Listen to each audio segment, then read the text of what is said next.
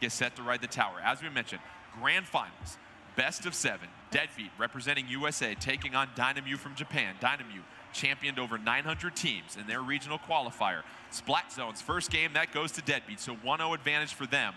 Meanwhile, next game will be tower control. And what have we learned from how the way these two teams play tower control about how important it is to make sure you have a path for the tower moving forward? Yeah, I think we're definitely going to see a lot of Power is going to probably be that support person, trying to make clear path, get people out of the way over on Dyna me's side. And then Dyna me, obviously, Dynamon is going to be riding that tower. We all know. Absolutely right. And Eric, when you've got a player like Dynamon on the opposition that you're facing, that you know that loves to get on the tower, how much do you potentially change your strategy to try to make sure that he can't secure the tower and you keep him out of his comfort zone?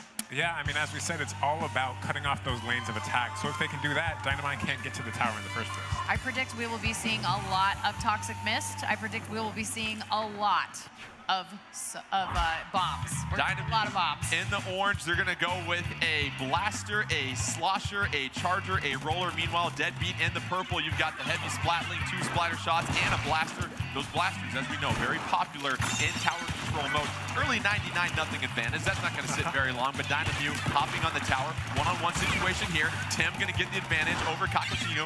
Meanwhile, tower going to be reclaimed by DeadBeat. DeadBeat trying to get some points to their score, 88-100 advantage for Dyna me. Here they go. Yeah, you can see DeadBeat has Power on top. He's working that heavy splatling. He's going to try to clear a path, paint, get some paint down, help his teammates get in front of that tower. However, Power getting splatted on the tower at that checkpoint, and that's what we talk about. The checkpoints really change the dynamic of tower control because you can no longer just ride the tower and sort of pivot behind that barrier. And hide, yeah, and that's a key thing here that I am very excited about because I can't tell you how many times I watched the tower just ride away into the sunset without me, and I was like, wait, please come back.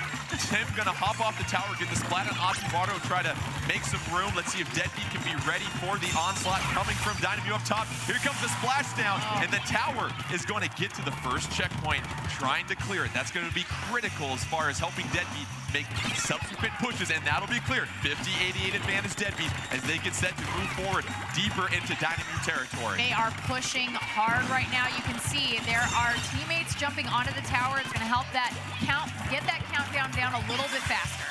Power doing a fine job of backing off the tower, avoiding to get splatted. You can go ahead and give up control of the tower for a little bit. It's not going to reset as fast as the Rainmaker. It keeps you alive, keeps you special charged also. Yeah, he's able to stop, but oh man, that was some really nice back alley dealings right there. That was some really nice splatting happening right there by Dynamon. Yeah, no thank you card is going to be exchanged between both these teams as Dynamon going to start flicking some more ink on that wall, and you notice the vertical flick allows those rollers to climb walls so much better. Right now, 88-19 advantage. DeadBeat at this point. 2 checkpoints still remain for Dyna me, so they're facing quite the up tower battle here at Parade Towers.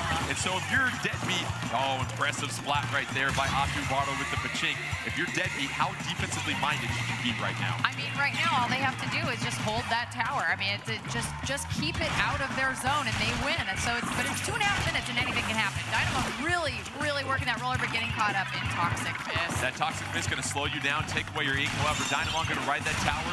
Dyna me at the first checkpoint. They've got a cavalcade of squids at that tower trying to get through that checkpoint. That's going to help them with some more additional pushes. And it is now 53-19. Dyna me trying to make their critical push in this match. DeadBeat trying to keep them at bay. 2 minutes left in this one.